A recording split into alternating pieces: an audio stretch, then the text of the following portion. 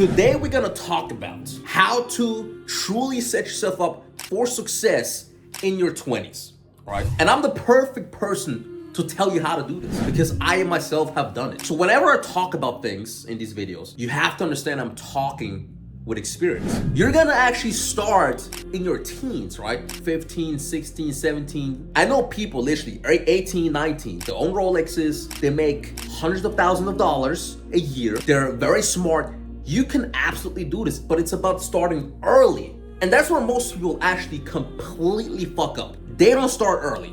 I read this quote one day, and it went something with like, oh, you have time. J.K. Rowling wrote Harry Potter at like 30 or 40, and all these. And then they gave like statistics of people who started their ventures or made them millions when they were 40 and 50. The first question I have for you, bro, is why the fuck would you even want to be successful in your 40s or 50s? You might quite literally be dead by that time. Literally. And if you're not dead, you'll be enjoying your fucking success when you're 40 or 50. You want to have success when you're a young guy full of fucking testosterone. You don't give a shit about anything, and you're just roaming through earth having fun with your success. So that's why I'm gonna make this video. I'm gonna give you 3 main things, and this can be a multiple part series, right? 3 main things that helped me become successful in my 20s and set me up for massive success in my 30s, 40s, 50s. Guys, I'll be a billionaire one, just so you understand. I'm not even what I wanna be. I'm gonna be a billionaire. If not, for sure, hundreds of millions of dollars net worth, right? So number one, the number one thing you need to watch out for if you wanna be successful in your 20s are your friends, right? I'm not even gonna say people you hang out with because that's not really something you can choose, right? I was, for example, born in Austria, and I hated this place. It made me almost into a psychopath because I was this young guy. I was, in high school. I was the only black guy in my class. And Austria is like this place where it's almost like you want to just feel comfortable. Austrians, they used to be a huge kingdom, Austrian Habsburg, whatever. Austria-Hungary, just huge place. Started fucking world wars. And now they were reduced to nothing. And now the Austrian mentality is more like they want to chill, they just, the old times, it's just, they're not fucking G's anymore. It's almost like the G's got killed during the world wars. Isn't that crazy? So I used to be in class and I used to always be with these people, and when I told them, I want to be rich, I want to be this, they would always talk down on me. They would always say, you can't do it, Prince. It's like, how should I say? It's almost like maybe they knew I could do it, but they knew they couldn't do it or didn't have the will to do it. So they just wanted me to fucking fail. Do you understand that? But you can't choose that. And I still became successful even though I was in this situation. But what I always did, I always looked who I befriended myself. And that's the most important thing, guys. Most of you guys have losers for friends. Nothing is spectacular about them. They're not confident, they're not cool, they're not fashionable, they're not rich, they're not successful, they're not sporty, they're not athletic, they're not smart. They're literally nothings. And even worse, if you're like a teenager, what you'll do is you'll be a loser and then you'll be friends with losers. And then what you'll do is you'll just start doing dumb shit. Smoking weed, hanging around in the park, going clubbing, partying, home parties, all the bullshit where even I knew when I was young that this won't even lead me to success, right? You have to hang around with friends that are always better than you. Write that down. Always hang out with friends that are better than you at something. That's one of the most important things you will do in your 20s, and if you're smart, before your 20s, right? Because that will set you up to be so massively successful because you'll always be leveling up, right? So guys, for example, a lot of people say, oh, Prince, you're such a fashionable guy. The reason I turned out to be a fashionable guy is because I had this friend when I was like 15, and he was like influencer type fashionable. He taught me fashion. One of the reasons I actually befriended him was because I was like, yo, this guy looks cool. He's fashionable. He was very confident also. I love that. And I was like, I just felt attracted to that because it was something that I didn't have. So I befriended him, and he taught me a lot about fashion, taught me a lot about confidence. He showed me a lot about girls. I have a lot to thank him for, actually. But it was because I was always choosing friends that were better than me at something, right? Or I would have a friend who would, for example, have a rich family, right? Or be amazing at chess. It's just always something. Or I had a friend who was extremely good at athletics. And then it's always like I'm hanging out with these people who are like at the upper echelons, right? And I wanted to make money. All of a sudden I'm hanging out with people, this guy's making 10K a month, this guy's making 20K a month, right? And what will happen is all the loser friends actually start dropping away. Now, the main question I'll get is, oh, but Prince, what do I do? I'm already friends with them. Should I just drop drop them? Look, that's how I know you're a fucking pussy. If you were a G, you wouldn't even ask this question in the first place, because you would just drop them. You just wouldn't give a fuck. But I actually do understand, right? I actually do understand if, let's say, you're attached to them. Now, I'll give you the perfect recite on how to drop loser friends that you're attached to. You do the following, guys. So, first you realize that you have nothing to learn from them, right? Because we already wrote down the most important rule is always befriend people who are better at you at something. So, once you realize that you have literally nothing to gain from the friendship, you have nothing spiritually to gain, you can't learn anything, they're dragging you down, you're doing dumb stuff, you first realize that. And then what you do is you first start reducing communication. You don't just go up to them and be like, yo, I don't want to be friends with you. And actually the reason why I myself don't do that is because people can be very petty, and people, once they realize that you drop them because you have nothing to gain from them, they might actually use certain things that you told them against them, right? We don't want that either. We don't want to create enemies. So what you'll do is you'll just gradually reduce communication, right? It's like the frog that's in the hot water, it gets hotter and hotter and hotter, right? You know that fucking experiment? But like the opposite. So the water gets colder and colder and colder. So now that the water gets cold and cold, you just reduce communication over time. You know, let's say you would hang out with them like 3 times a week. You know, next week you hang out with them 2 times. And then a week after that, once. And you just, you know, give stupid ass excuses. You know, I have to do this,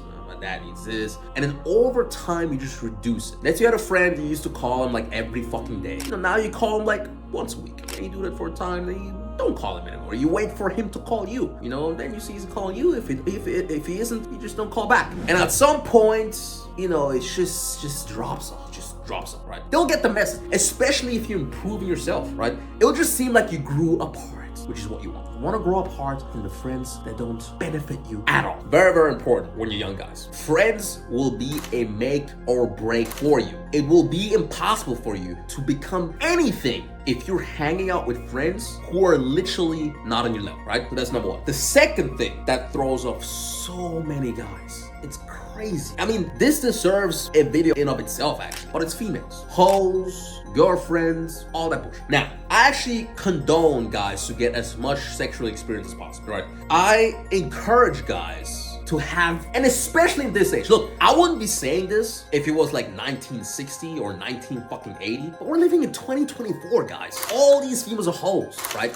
Which puts us men in a different position. So I actually encourage guys to rack up a body count of minimum 20. The thing is, if you rack up a body count of minimum 20, 2 things actually happen, which are kind of contradictory, but they help you tremendously. Number one, you actually get very experienced with girls and get very good at attracting girls. You know just what to do. You know the algorithms, you know how to get a bitch. Right? But secondly, after you've gotten so many chicks, and most of them will be hoes, you will lose the appetite to actually get hoes. Isn't that kind of funny? So the more you get hoes, the more you lose the appetite to actually get hoes. And what then happens is, it will just kind of fall off as an interest. And then it will make you focus on your success way more. You don't want to be the dork who never got any females. And then, now he's 25, he has some money. You kind of use the money as bait to get girls. You go clubbing, you do this, you do that. And now you're getting female attention, and then your success fucking shatters. Just becomes nothing because you spent all the money on getting girls now, right? The girls, you say, oh, you just hoes here, sex. You can't focus anymore because you didn't ever get any pussies, and now you have money. You're like, I have money because I want to get pussy, and then you spend all the money in clubs and pussy and all that, and you actually end up losing all your money. Happens a lot, guys. Happens a lot. But I recommend guys to actually not focus on hoes or get girlfriends that will throw you off your path. So how does that happen? We already talked about a little bit about the hoes, right? So the thing with hoes is, hoes are fun, hoes are nice. But if you spend too much time with hoes, what happens is they drain your energy. And they're gonna drain the energy that you need to conquer the world. Now, let me give you an example. Let's say you wanted to,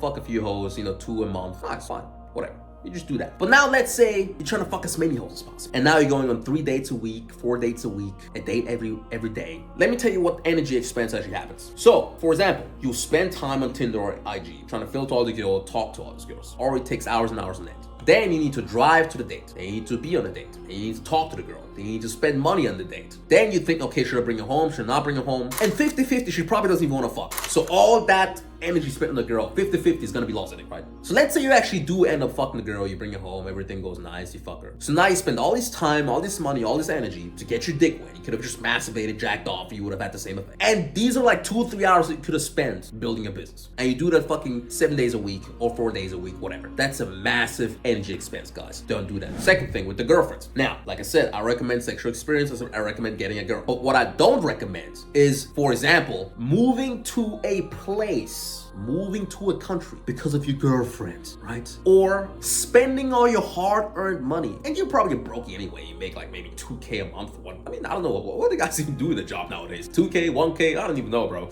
But you'll make like, let's say 1K a month, and you're spending like 200 of that on your girl. You're a fucking retard. You could have spent that money in your business. You could have invested that in your business, right? Or even worse, let's say, you know, a college says, oh yeah, you're such a great person, you're such an athletic person, we want to give you a scholarship. Come here, change countries. And then you got your girlfriend in this country and you're like, fuck, if I move, you know, I won't be able to communicate with my girlfriend, I won't be able to see her. So you're like, you know what, maybe I'll just stay here. You get what I'm saying? And then she breaks up with you and then you have nothing. How stupid are you? Or even better, you'll ditch your friends. Let's say you actually got friends that are better than you, something, you have high value friends. And then you got your girlfriend, you're like, I don't like your friends. Can we just stay at home and just have sex and I'll make you some pancakes, some eggs, you just have fun. And you're like, you know what? Yeah, when I hang out with my friends, a bunch of competition, you know, like they're guys and you know, I'll be able to hang out with them later. Let me just hang out with my girlfriend. You, my friend, are a fucking idiot, fucking loser. And all these things happen, guys. And what happens in these situations, the girl's actually gaining leverage over you. So she's gaining leverage over you financially, energy-wise, focus-wise, and all these things will then drain your energy. You won't be able to actually become successful and put that energy into success. So, like I said, if you want, yes, gain sexual experience. No, just, I would say between the ages of like 15 to, you know, 22, you should have a body count of like minimum 10 to 20. Right? Let's say you fuck like 3 new girls a year, which is fine, you know, you don't need that much more. Just, you know how to be on a date, how to get a home, you know how to put your dick in, you know, you're not a fucking amateur. That's all you need, guys, that's all you need.